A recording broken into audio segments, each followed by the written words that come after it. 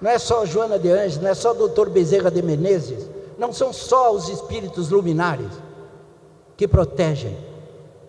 Os desviados do caminho sabem ser gratos, sabem amar. Divaldo, querido, não posso ir mais longe.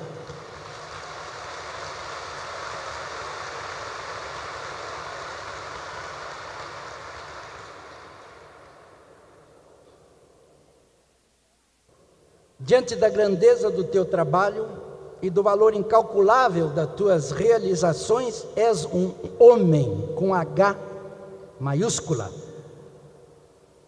Ainda que muitos só consigam ver-te como um privilegiado de Deus, recebendo concessões especiais que aos demais não são dadas. Finalizando, gostaria de parafrasar a Bíblia, Novo Testamento, na passagem triste da prisão de Jesus, narrada no Evangelho de João 19, 1-5, quando Nosso Senhor é levado a Pilatos, que depois de mandá-lo açoitar, coroá-lo com a coroa de espinhos e dizer que não reconhecia nada de errado naquele homem, foi obrigado a trazê-lo ao público e disse: eis aqui o homem, eis aqui o homem.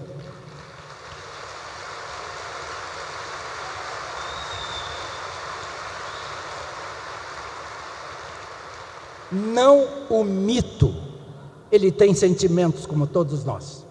Deus te abençoe, te ilumine, te proteja sempre. Santa Maria te recebe mais uma vez de braços abertos.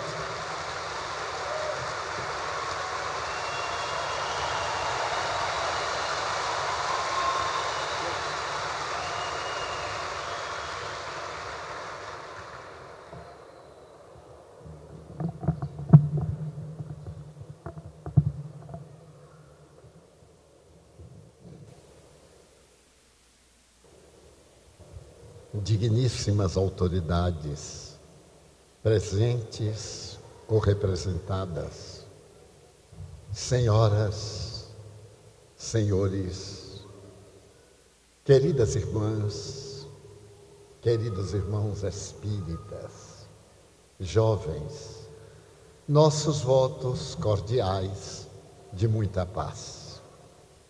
Era primavera em Paris, 1793. A Revolução Francesa havia feito inscrever-se nas páginas serenas da justiça os ideais da igualdade, da liberdade, da fraternidade. Um ano antes, pela primeira vez na história da humanidade, falavam-se a respeito dos direitos do cidadão. E logo depois, as primeiras notícias a respeito dos direitos da cidadã. É nesse período em que o mundo se vai renovar com o idealismo revolucionário da França, que em bela manhã de primavera, um jovem médico adentra-se no hospital mais temível da Europa, a Universidade de La Salpêtrière, que fora mandada edificar por Luís XVI. Essa universidade agasalharia na sucessão dos tempos as mais notáveis personalidades da área científica. Mas naquela oportunidade havia reservado um pavilhão para os doentes irrecuperáveis, os esquizofrênicos. Era o pavilhão de La Bicêtre. E ali naquela área, nos fundos tenebrosos da universidade, 52 esquizofrênicos eram encarcerados pelo crime de serem portadores de uma doença que a ciência médica não havia encontrado a psicogênese, nem os fatores que desencadeiam esse terrível transtorno de natureza psicótica.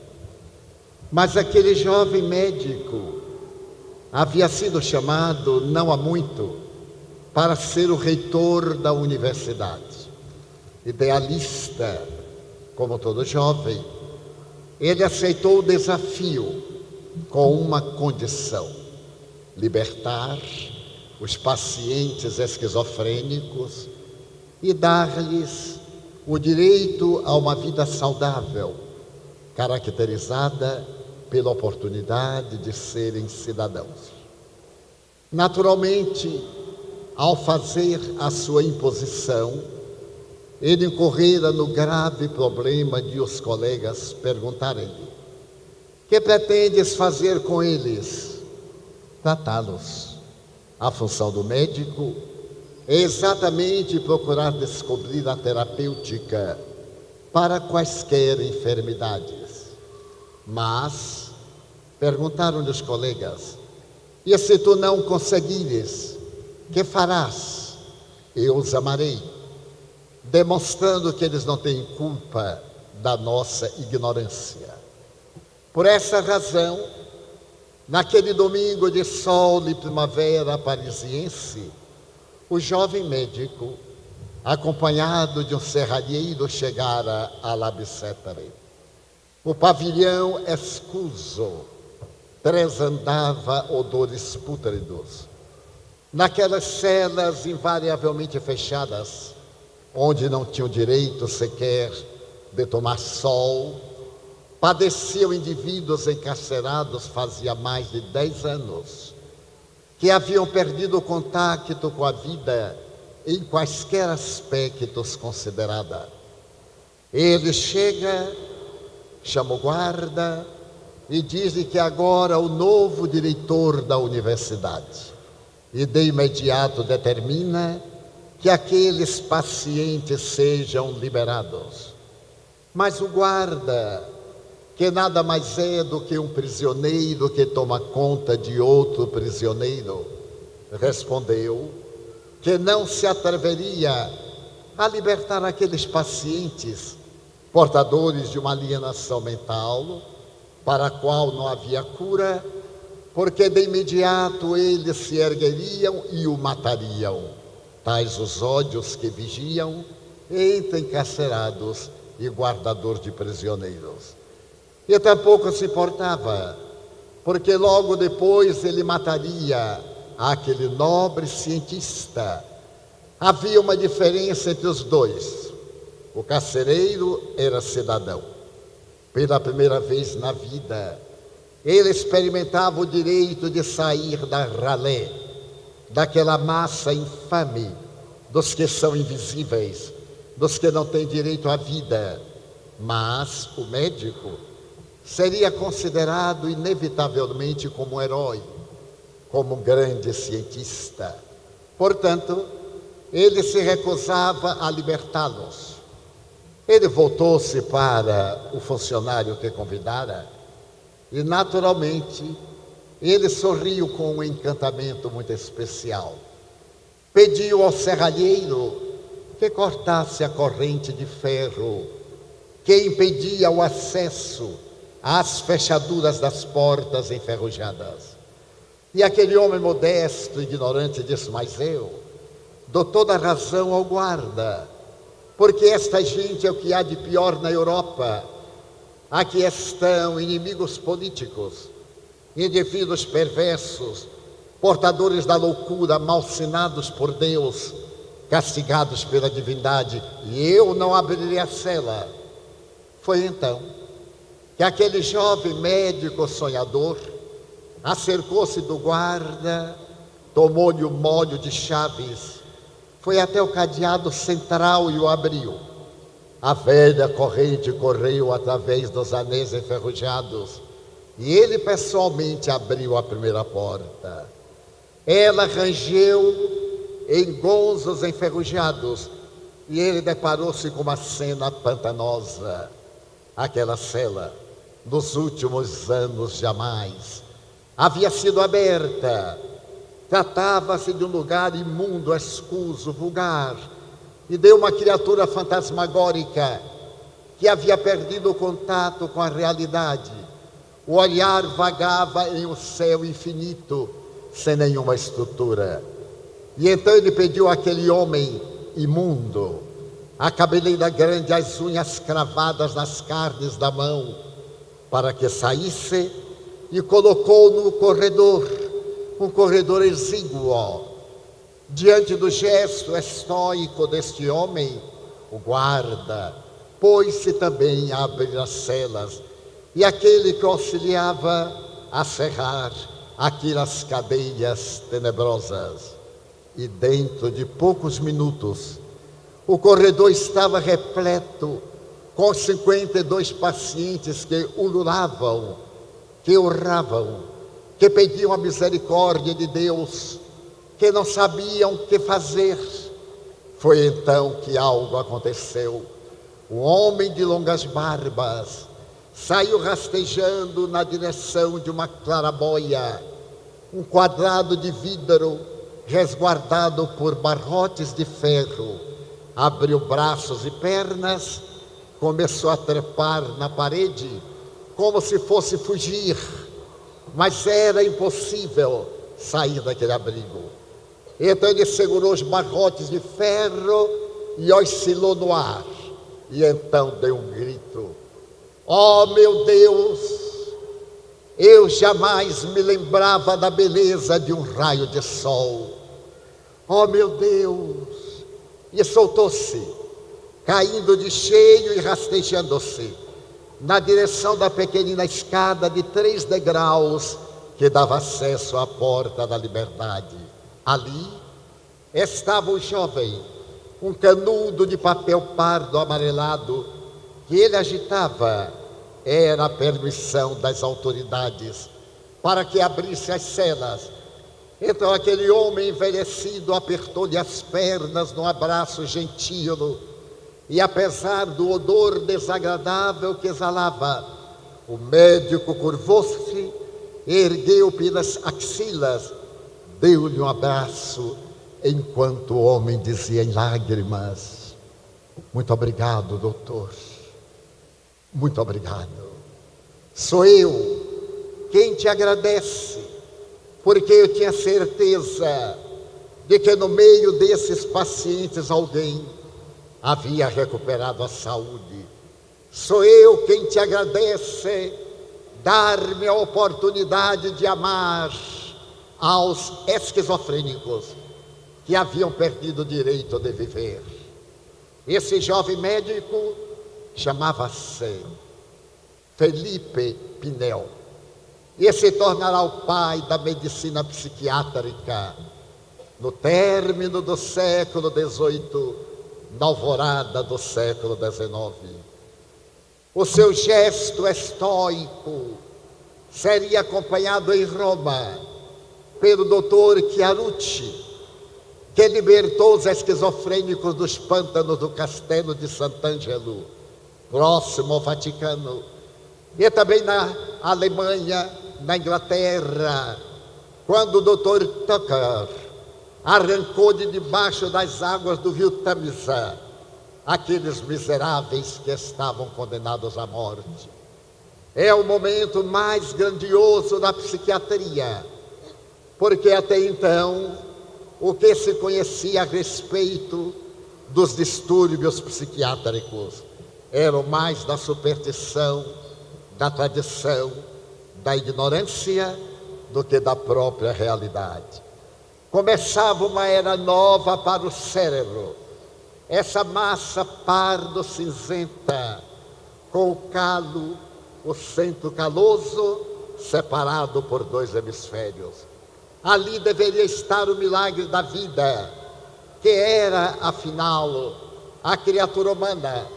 Logo depois, por volta do dia 18 de abril de 1862, um outro jovem médico, escrevendo à Sociedade de Antropologia Francesa, dizia que acabara de descobrir o centro da palavra, que a criatura não falava em absoluto na garganta, como se pensava, falava no cérebro, na terceira circunvolução frontal da esquerda. E esse admirável Paul Pierre Broca abriu os horizontes da psiquiatria para que o cérebro pudesse ocupar o lugar de destaque que ele tem na realidade do pensamento. O século XIX é também o século em que a ciência vai utilizar-se da tecnologia de laboratório para penetrar na intimidade do inconsciente profundo, para poder avançar na direção do superconsciente e descobrir que nós agimos, pensamos, vivemos mais de reflexos condicionados do que de atitudes intelectuais e da própria consciência. É exatamente nesse século que a psiquiatria procura valorizar essa massa encefálica constituída de aproximadamente 100 bilhões de neurônios cerebrais encarregados das neurocomunicações. No entanto, a esquizofrenia continuava como desafio. Acreditava-se que a esquizofrenia era uma punição de Deus àqueles rebeldes que deveriam ser jungidos ao carro das expiações até a morte.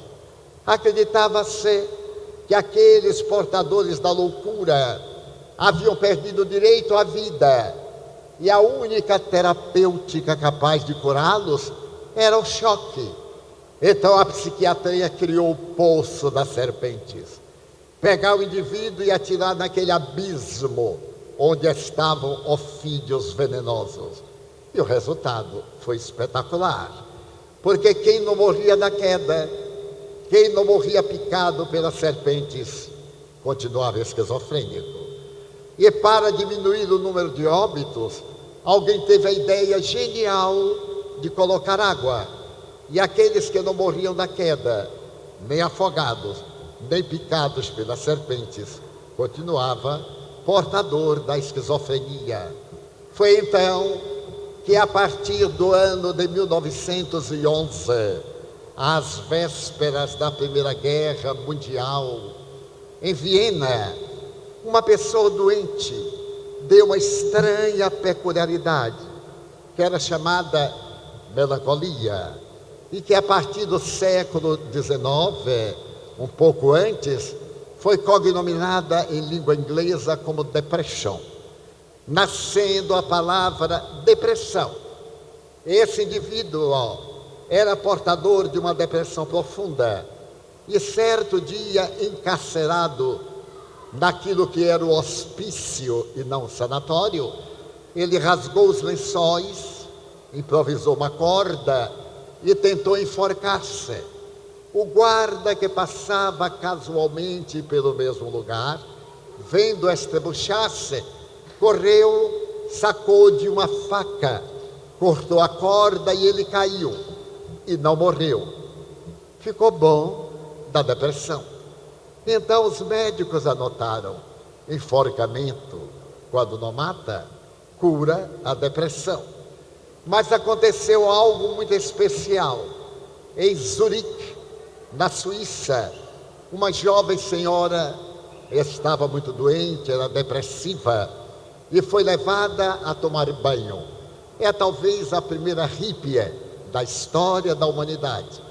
E ao ser forçada a tomar banho, ela entrou em luta com as enfermeiras, bateu a cabeça na borda da banheira e fez uma concussão cerebral. Foi considerada morta. 3 dias depois, no velório, quando iam fechar o caixão, ela abriu os olhos e fez uma pergunta sensata: aonde está o meu marido? Estava curada da depressão. Então os médicos anotaram: processo de concussão cerebral, quando não mata, cura a depressão.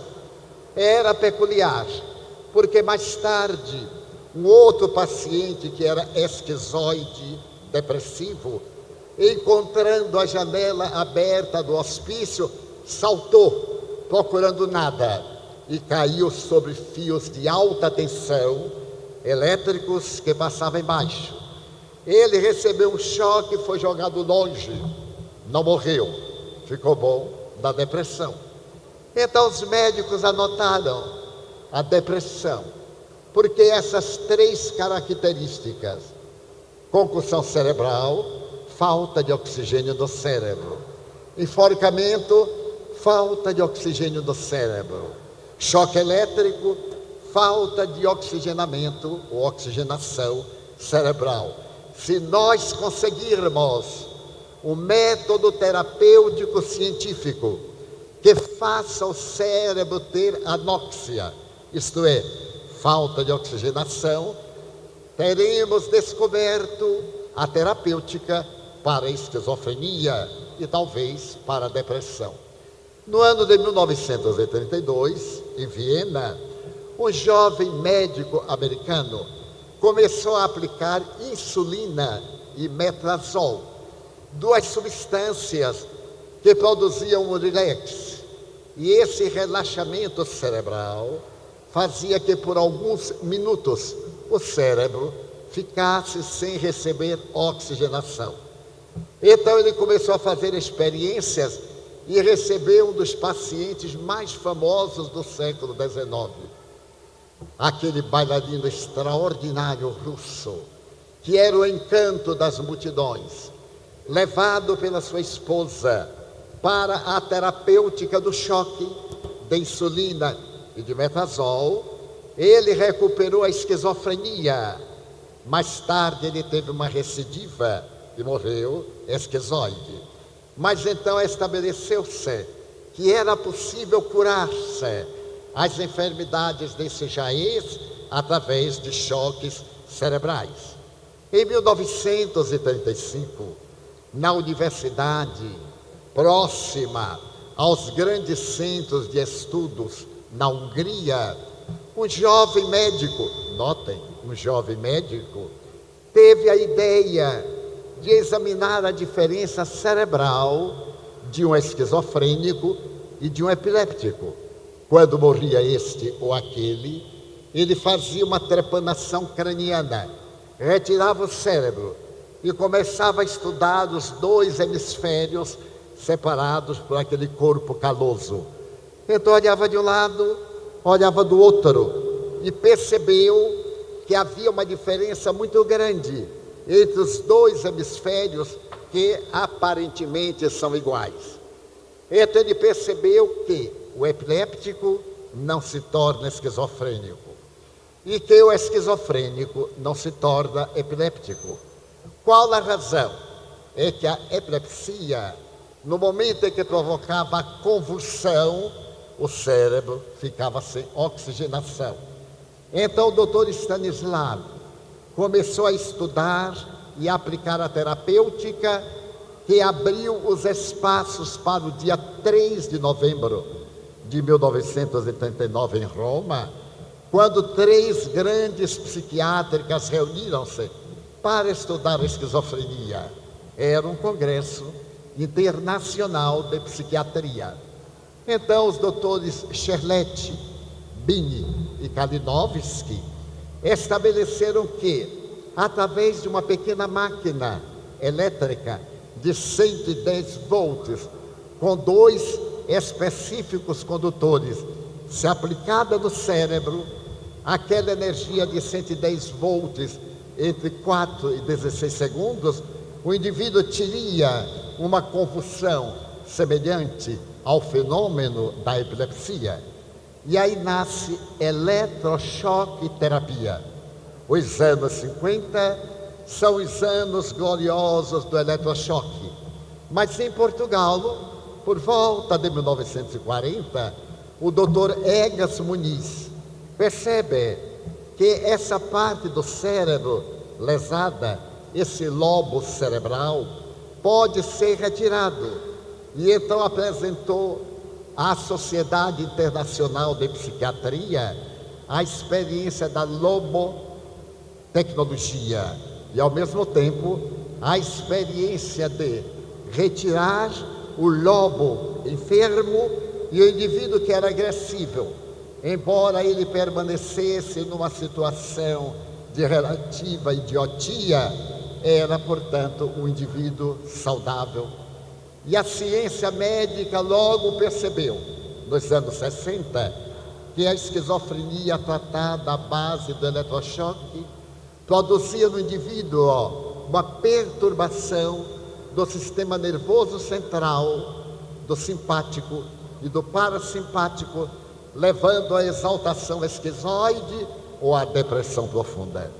Nesse momento, por volta do ano de 1970, um estudioso das perturbações emocionais da cidade de Viena percebeu que nós éramos portadores de fenômenos aparentemente esquizofrênicos, mas que na realidade não eram cerebrais, eram emocionais. Ele começou a trabalhar nesse estudo profundo da emotividade e percebeu que os nossos conflitos fóbicos, o transtorno fóbico, a agorafobia, este pavor de multidão, ou este pavor de algo que não vai acontecer, a síndrome do pânico, não eram esses fenômenos de natureza depressiva, eram parentes, pertenciam à categoria dos distúrbios de natureza neurótica, mas tinham uma psicogênese especial, porque alguns meses antes, na Alemanha, um notável estudioso do cérebro humano descobriu que essas enfermidades não eram exatamente como se pensava. Era costume dizer, é uma doença nervosa, é uma doença mental, de maneira nenhuma. Trata-se de um transtorno neurótico, um distúrbio emocional, um transtorno psicótico, a esquizofrenia, o autismo, a hebefrenia e outras expressões que paralisam o indivíduo, mas que podem ser tratados com palavras, para procurar a fonte geradora do distúrbio deste fenômeno de natureza neurótica. E então existem duas causas fundamentais: a causa endógena, interna, hereditariedade, enfermidades infecto-contagiosas, sequelas das enfermidades infecto-contagiosas. Isto é, se eu sou filho de um esquizofrênico ou de um depressivo, eu tenho 30% de probabilidades de ser depressivo ou esquizofrênico também. Mas se meus ambos genitores são portadores de esquizofrenia ou de depressão ou de alcoolofilia, da embriaguez alcoólica, eu terei 70% de probabilidades de ter a doença por hereditariedade. Mas eles perceberam que há outros fatores, denominados fatores externos, eventos de vida, um choque emocional, a perda de um relacionamento, uma estrutura doméstica falha, uma mãe castradora, um pai negligente, uma criança que tem temores, tem a tendência de, a 50%, apresentar depois dos 12 anos, depressão infanto-juvenil, hebefrenia ou loucura dos jovens. Então a ciência expandiu-se e hoje, graças aos barbitúricos, aos neurolépticos, nós podemos ter uma vida perfeitamente saudável, mesmo que sejamos portadores desses distúrbios emocionais ou psicológicos, mentais ou de natureza psíquica. E alargaram-se os horizontes da Terra, mas aconteceu o inesperado.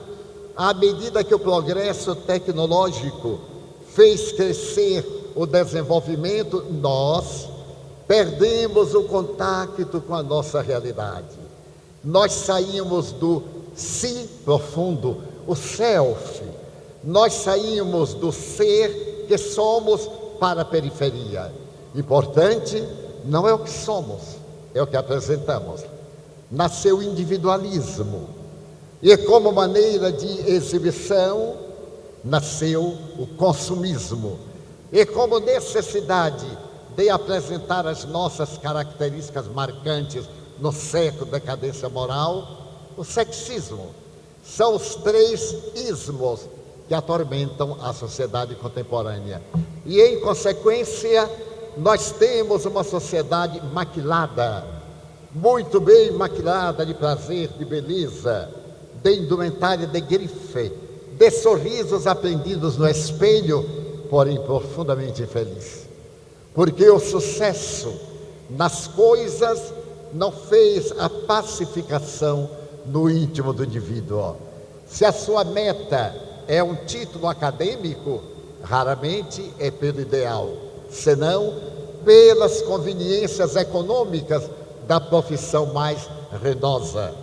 Hoje podemos dizer tranquilamente que a maioria dos jovens vai escolher o vestibular, as doutrinas da cibernética ou da comunicação virtual, porque são mais rendosas, e desaparecem os ideais da criatura, o médico de família, o advogado tradicional, o sacerdote que visita o paciente, o engenheiro que pensa naquele que vai morar na casa, transformando no lar, e não no edifício onde ele coloca as suas experiências de estética, de qualidade arquitetônica e de segurança dos cálculos matemáticos da engenharia. Perdemos o contato uns com os outros. Somos pessoas cordiais, simpáticas enquanto convém, mas cada um de nós com uma carga profunda de depressão. A depressão atinge estatísticas chocantes. A Organização Mundial de Saúde estabelece que, a continuarmos assim, individualista, consumista, sexista, no ano 2025, a maior causa mortes não será do câncer, que foi o vitorioso no ano passado, não será das cardiopatias, que está sendo vitoriosa neste ano, será da depressão. Mas como? Pelo suicídio. Suicídio através de armas de fogo. Nos Estados Unidos da América, em cada 2 minutos, alguém tenta o suicídio. Em cada 15 minutos, a pessoa é vitoriosa, mata-se. Em cada 18 minutos, alguém ergue uma arma e coloca abaixo da garganta ou na têmpora e dispara. Que sociedade é esta? Será que a vida pode ser reduzida a uma paixão do ter, do conseguir, do absorver, que tem faltado à nossa cultura, à nossa sociedade? Nós dispomos hoje de equipamentos médicos que podem substituir peças orgânicas com muito mais segurança do que aquelas nossas que necessitam da irrigação sanguínea e de outros fatores biológicos para viver. Poderemos ter a vida prolongada. Eu mesmo sou um exemplo. Já ultrapassei os 88 anos e permaneço lúcido, permaneço com a memória muito boa. Mas quem desejar ver se a sua memória está boa, há um teste muito fácil. O que é que eu conversei com a minha mulher ou com o meu parceiro ontem quando eu acordei? Se lembrar, está muito bem. Mas se disserem eu tenho uma memória ótima, eu me lembro de coisas que aconteceram há 50 anos. Cuidado, Alzheimer, nosso primo, está rodando, esperando a brecha. Então a nossa memória terá que ser atual, não uma memória do passado, que está impressa em um caldo de DNA e ao mesmo tempo este caldo de açúcares em que a nossa memória se firma. É necessário, portanto, nós pararmos para interrogarmos. Eu sou hoje um membro do espetáculo da civilização e da cultura que se preocupa apenas em parecer, ou sou uma pessoa que não parece, mas, no entanto, sou eminentemente feliz? Qual é a meta da vida? O notável psiquiatra austríaco Viktor Frankl estabeleceu que a meta da vida é ter o ideal. Não importa Até ser torcedor do Corinthians é o ideal. Até ser torcedor de um clube de futebol de subúrbio é o ideal. Mas este é o ideal muito modesto. É o ideal dos que pensam pouco. O nosso ideal é de uma existência pautada dentro de um princípio ético que nos dê estrutura para enfrentar as vicissitudes e modificar os conteúdos existenciais. Então é necessário que nós forjemos-nos dentro de uma fornalha e de um fole que nos dê resistência para os enfrentamentos que fazem parte da vida. Uma vida sem enfrentamentos é uma vida morta. Uma vida sem um sentido psicológico é uma carga pesada na economia social da humanidade. Então o grande desafio foi solucionado através de uma ciência que veio analisar o que é o indivíduo, de onde ele veio, para onde ele vai, porque aconteceu na Boate Kiss a tragédia de há 3 anos, que ainda nos sacode e nos abala, porque uns são felizes e outros desventurados, porque uns são ricos de amor e outros carentes de ternura, porque alguns, tudo quanto tocam, à semelhança do rei Midas, transforma em ouro, e outros, tudo quanto toca, perde completamente o sentido. Por quê? Porque nós somos seres indestrutíveis, nós somos seres imortais. A vida não é o resultado espúrio do acaso, a vida tem uma causalidade. Nós somos procedentes de um ser, de algo, de uma inteligência causal, pensante, lógica e matemática. Já dizia Pitágoras que a melhor definição para Deus é a matemática. Afinal, a filosofia é uma doutrina de matemáticas. E hoje, a física quântica, ou física das probabilidades, é exclusivamente conceptual e matemática, já que tudo quanto nós vemos não é conforme nós vemos. Antes dizíamos, eu preciso ver para crer. Agora não, eu preciso crer para ver, através das nossas concepções. Essa doutrina, que é uma ciência, todos vós já ouvistes falar a seu respeito, é o Espiritismo. Ele veio dizer que nós temos uma estrutura de natureza imortal, não eterna. Eterna é aquilo que não teve princípio, nem origem, nem tem fim, é Deus.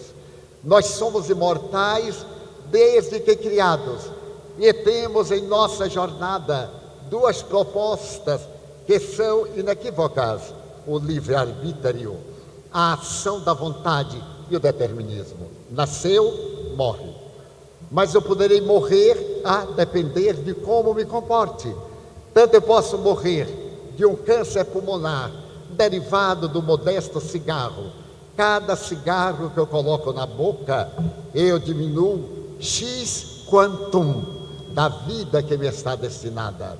Ou no álcool, toda vez que eu ingiro certa cota de álcool, que não é saudável, mas é saudável numa certa cota para auxiliar a frequência cardíaca, eu então estou preparando uma problemática hepática, um câncer de estômago, um distúrbio de comportamento emocional. Então o sentido da vida é encontrar para que nós aqui estamos. Aquilo que nós perguntamos, qual é a minha missão na Terra? Amar. Eu tenho uma amiga da minha idade. Como se trata de uma mulher, ela é mais jovem do que eu, 20 anos. Embora tenhamos nascido no mesmo dia, no mesmo ano, no mesmo mês, na mesma época. Ela é mais jovem do que eu, 20 anos. E nasceu no mesmo dia, curioso, no mesmo ano. Não há muito ela me perguntou, mas Divaldo, você que vive nessas coisas, e eu achei notável nessas coisas. Eu perguntei, quais coisas? Ela disse, nesse negócio. Como eu sou aposentado, não ganho mais outras coisas, nem negócios. Eu perguntei, qual negócio? Esse negócio de espiritismo, não é? Eu digo, não é um negócio, é uma filosofia de vida. Bem, seja lá o que for. Eu queria fazer uma pergunta: qual é a minha missão na Terra? Eu disse, meu bem, deixe para outra reencarnação, porque aos 88 anos que nós dois temos, não há mais nenhuma esperança de missão na Terra. Querendo dizer que o nosso objetivo é amar, não é ser aplaudido. O notável político baiano, sem dúvida, Joaquim José Seabra, ele foi expulso da Bahia por volta dos anos 30. Mas quando ele chegou no transatlântico, que eu trouxe do Rio de Janeiro, ele foi ovacionado. E na hora em que ele foi exilado no cais do Porto, só havia estivadores. E ele, com uma verve de poeta político, ele disse: a humanidade é curiosa, os lábios que beijam são os mesmos que mordem. É que vale dizer que as mãos que aplaudem são as mesmas que apedrejam. O que importa não é o aplauso que recebemos, é aquilo que somos. Então nós somos esse ser que está construindo uma sociedade através dos parâmetros do amor. Mas se nós não amarmos, caímos no individualismo, no consumismo, no sexismo. Eu tenho direito ao prazer, mas eu tenho direito ao prazer a meu modo. Eu tenho direito ao prazer consumista. Eu tenho o direito e o dever de atender ao meu ego, os outros para depois. Vem Jesus e diz: se queres ser feliz, ama a teu irmão, ama, no entanto, ao teu inimigo. Porque na terra todos nós temos inimigos, mas isso é secundário. O importante é não ser inimigo de ninguém. Se a pessoa é minha inimiga, problema dela. Mas quando sou eu aquele que se lhe torna inimigo, problema meu. É necessário então que eu viva de tal forma que a minha vida seja encantadora.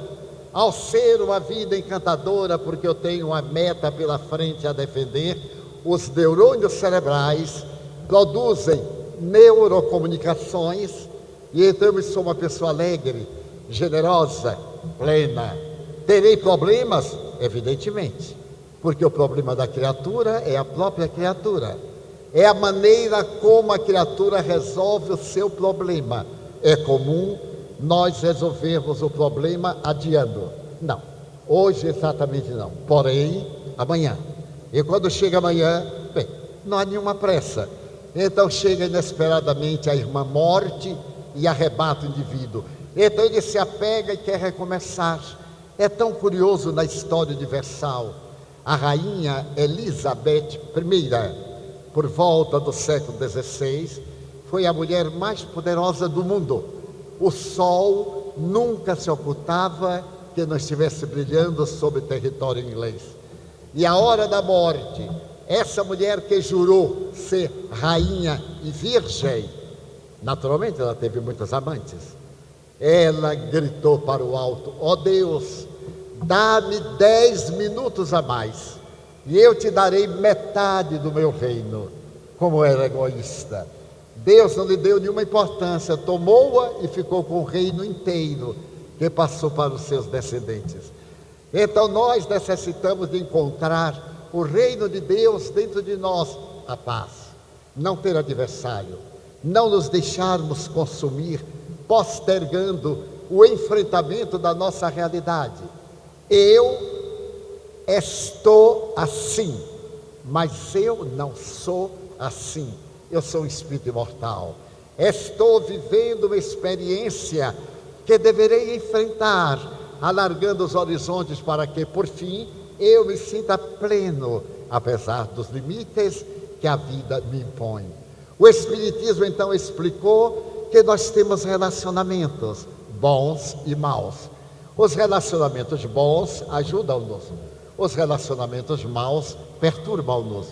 Então, nas psicopatologias da esquizofrenia, da depressão, do autismo, seres espirituais interferem, gerando em nós transtornos de natureza obsessiva.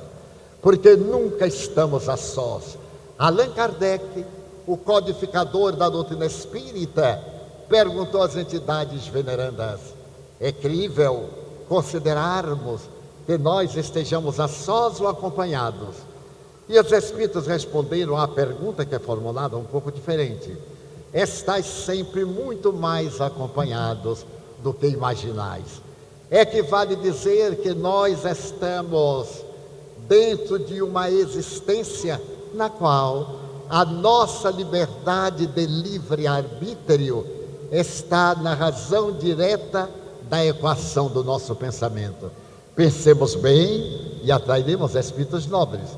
Pensemos mal e atrairemos espíritos infelizes.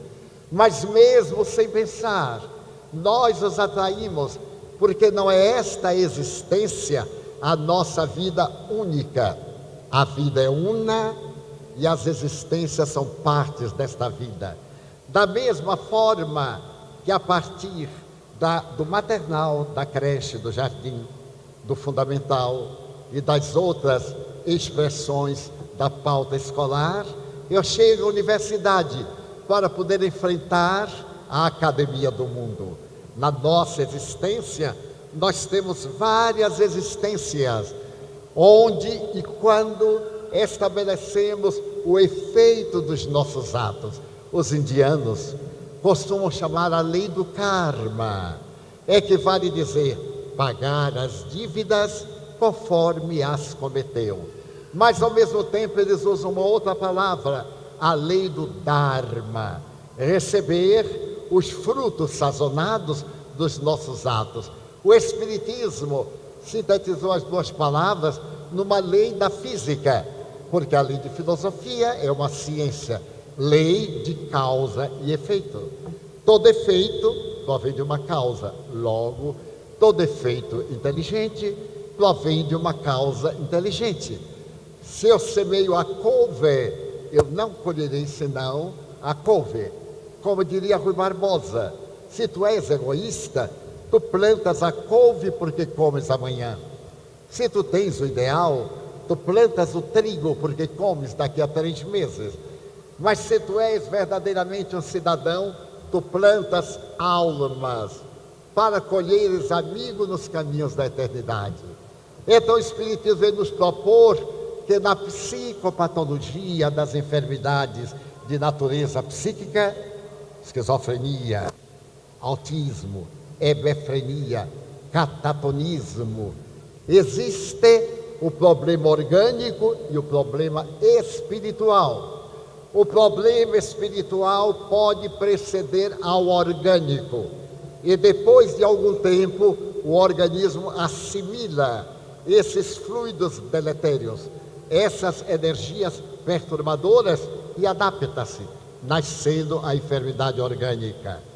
Também nos ensina, além disso, a lei de atração faz que espíritos perversos nos influenciem no comportamento, no humor. Há pessoas biliosas que estão sempre de mau humor e há pessoas generosas que estão sempre joviais. Ambos têm problemas, mas cada qual trabalha o problema dentro de uma formulação. Então as obsessões campeiam hoje na Terra, em particular nas áreas daqueles 3 quesitos: o indivíduo egocêntrico, o indivíduo consumidor e o indivíduo do erotismo. Porque vivemos uma época em que já não se trata de um fator de natureza sexual, mas se trata de um fator erótico. Nós nos complazemos nos filmes eróticos, nos motéis da degradação, na imaginação atormentada, como fuga psicológica, ao que damos o nome de prazer, felicidade, que nada mais é do que o fogo fátuo da ilusão.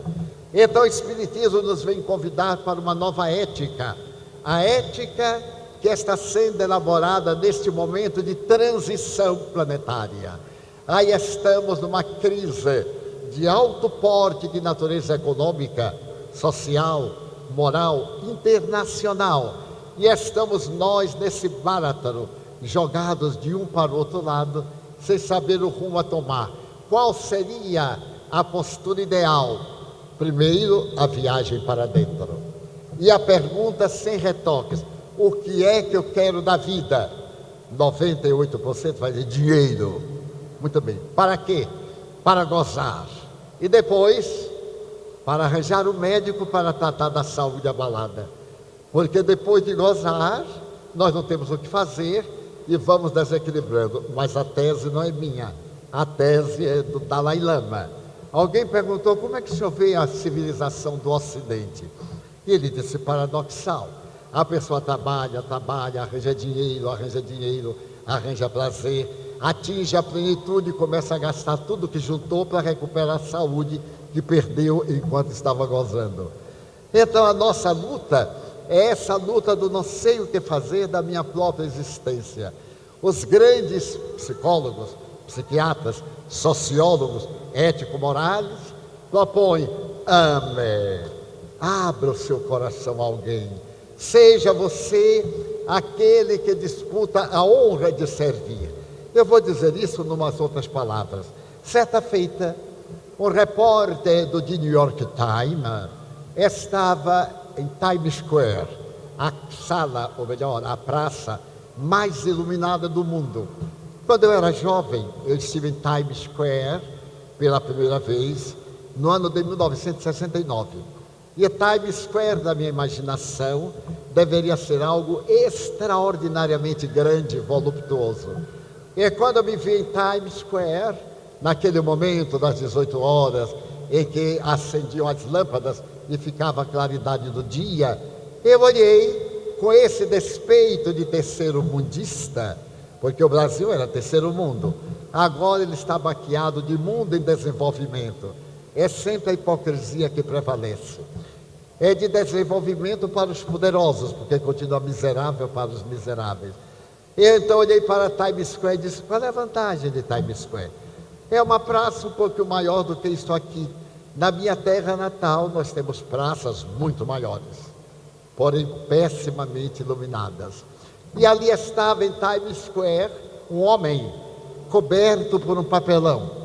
E então ele tinha um letreiro que dizia: ajude-me a manter-me no lugar mais caro de Nova York. Era um indivíduo que morava ali. Ele morava ali por prazer. Enquanto se pagava até $1 milhão por mês para se poder adquirir um pequeno apartamento, quarto e sala, ele estava no lugar mais caro de Nova York, sem pagar nada. E ficava sorrindo. Todo mundo que passava lia aquela inscrição: ajude-me a continuar morando no lugar mais caro. Ele atirava moedas e ele naturalmente sobrevivia. Certo dia, alguém ficou olhando o dia inteiro e não lhe deu nenhuma moeda. Ao cair da tarde, a pessoa lhe perguntou: mas você de fato é um cara muito rico, por que você escolheu este lugar? Ele disse: porque é o lugar mais encantador. E a polícia ainda não o expulsou daí? Não, eu não perturbo a ninguém, simplesmente eu me agasalho no inverno, sento-me aqui na minha poltrona e digo que estou no lugar mais caro de Nova York. Que verdade, o lugar mais caro de Nova York. O cavalheiro perguntou-lhe: mas que imaginação, você tem uma imaginação muito rica, você gostaria de trabalhar para nós? Bem, quanto paga? Porque aqui a minha economia me dá um bom resultado. E a pessoa disse-lhe que pagaria por semana X dólares. Ele fez um cálculo e disse: bem, é um pouco mais do que eu ganho aqui. Vou alugar o meu apartamento a outro e vou trabalhar com o senhor. Então ele se tornou o maior propagandista de seguros, de nome Taulo, da empresa para a qual foi levado. E quando ele completou 10 anos, ele recebeu uma homenagem da empresa pelos inestimáveis serviços prestados à comunidade. E uma repórter perguntou: mas como é que você tem tanta imaginação? Como é que chegou até aqui? Ele disse: simples, eu morava no lugar mais caro de Nova York. E agora eu estou morando num lugar relativamente caro de Nova York. E contou a sua história. Tenha imaginação. Não considere as coisas pela aparência. procure dar-lhes um toque de amor. E um outro mendigo estava em plena primavera em Paris, na Ponte Marie, aquela que liga a Notre-Dame e ao mesmo tempo ao Louvre. E havia ali ao lado dele uma plaqueta que dizia: tenha pena de mim, eu sou cego, ajude-me. E então todo mundo passava e alguns atiravam uma ou outra moeda. Certo dia ele sentiu um perfume masculino, escutou os passos, alguém parou, ele escutou que rabiscava um papelão, colocou ali e se foi. Daí a pouco começou a chover dinheiro, caíam cédulas e não apenas moedas, e ele repletou os bolsos. Ao entardecer, ele sentiu o mesmo perfume, o mesmo movimento, e então uma voz máscula perguntou: como foi o seu dia? Extraordinário. Eu jamais fiz uma coleta de tal monta. Já que o senhor me pergunta, o senhor esteve aqui pela manhã? Sim, eu estive aqui pela manhã. O que é que o senhor escreveu na minha tabuleta? Eu escrevi uma frase positiva, meu amigo. Você colocou aqui: eu sou cego, ajude-me. Isso inspira compaixão. Eu virei a tabuleta e coloquei assim: é primavera em Paris e eu não posso vê-la. Então todo mundo se comovia. Como é que aquela primavera era invisível para ele? E dava-lhe um substitutivo para ele ver. Então a vida, ele era o mesmo, era o cego de ontem, mas era agora o invidente de hoje. Não havia perdido a alegria de viver somente porque não pudesse ver.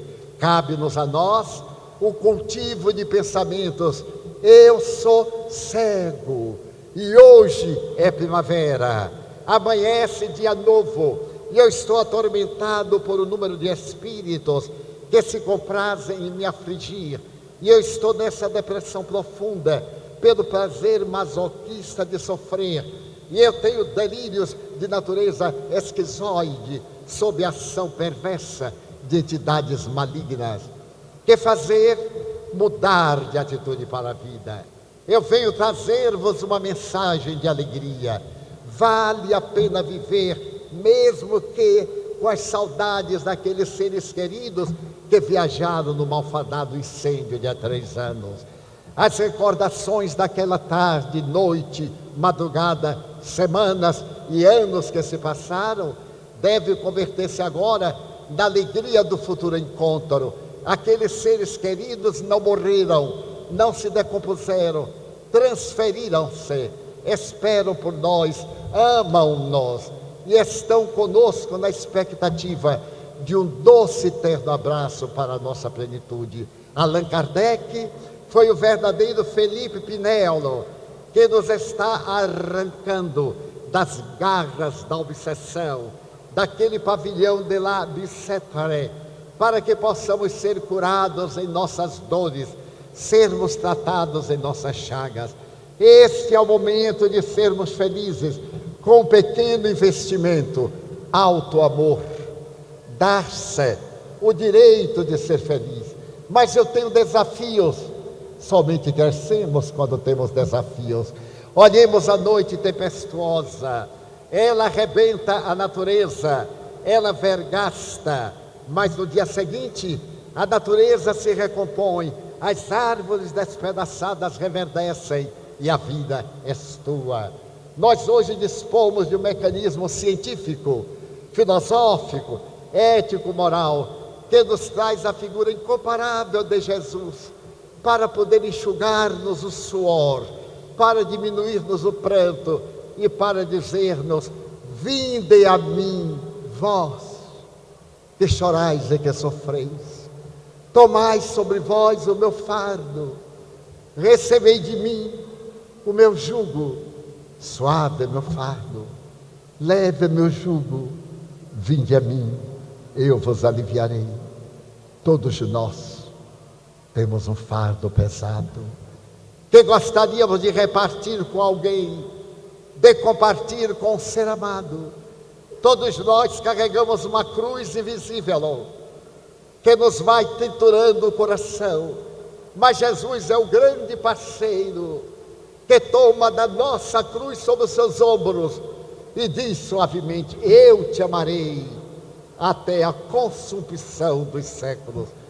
Se vós outro não credes na imortalidade da alma, crede nesse homem histórico, nesse homem antropológico, nesse homem real, que não é uma ficção, que é o exemplo do amor na sua expressão mais elevada.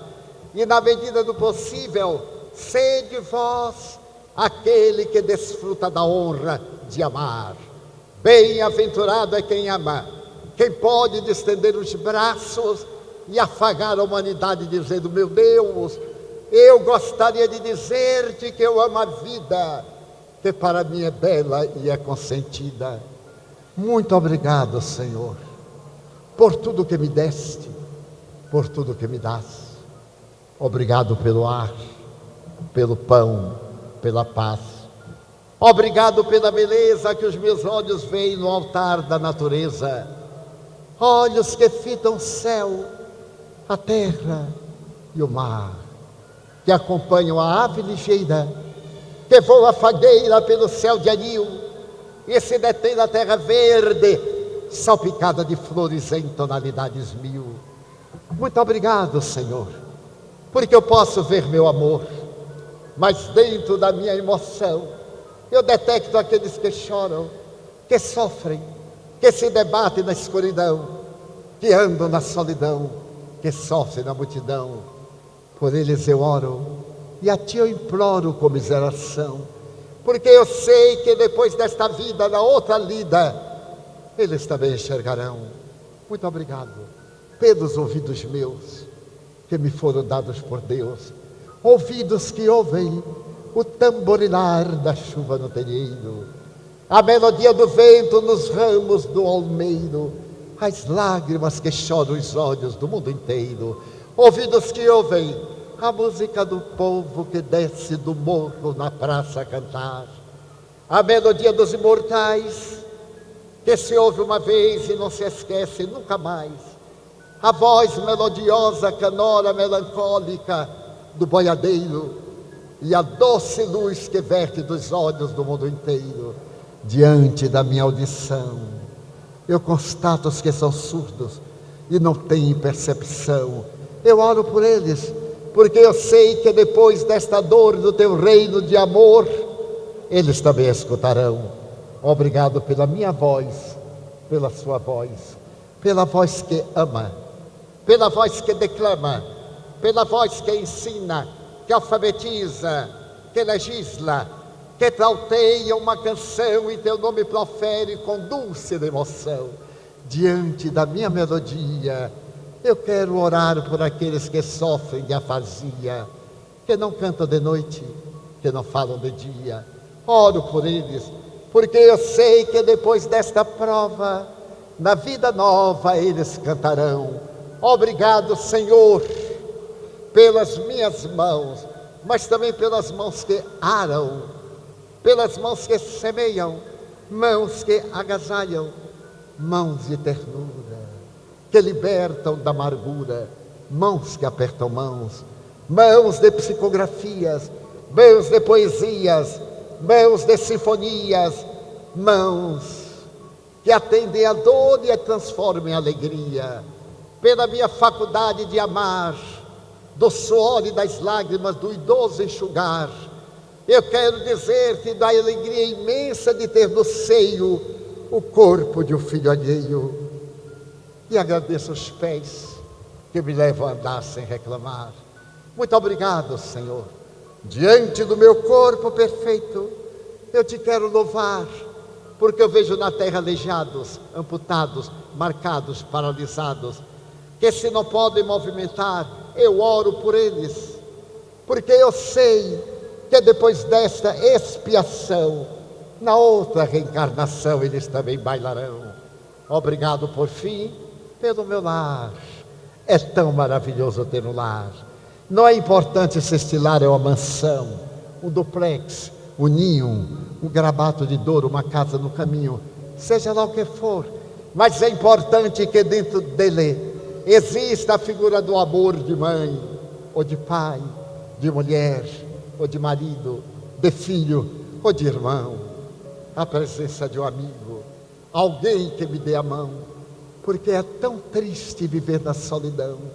Mas se eu a ninguém tiver para me amar, nem um teto para me agasalhar, nem uma cama para repousar, nem aí eu me perturbarei, porque eu terei um cão, um gato para me ajudarem. E então eu cantarei: obrigado, Senhor, porque eu nasci. Obrigado, Senhor, porque eu creio em Ti. Pelo Teu amor, obrigado, Senhor. Pela vossa atenção, muito obrigado, senhores.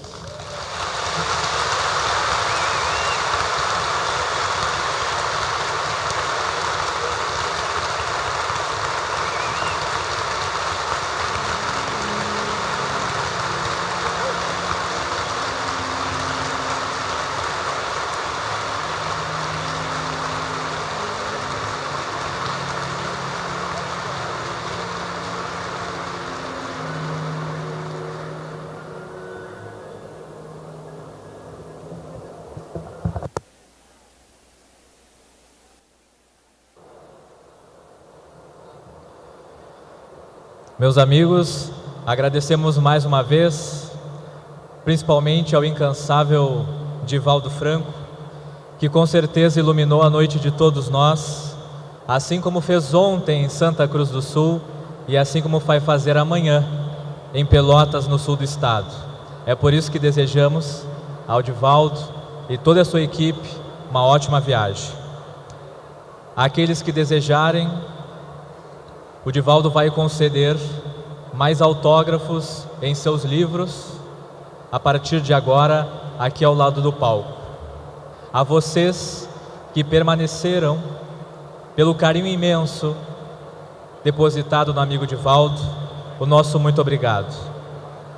Gostaríamos de desejar uma ótima noite a todos, em nome da União Municipal Espírita, que todos tenham uma ótima noite.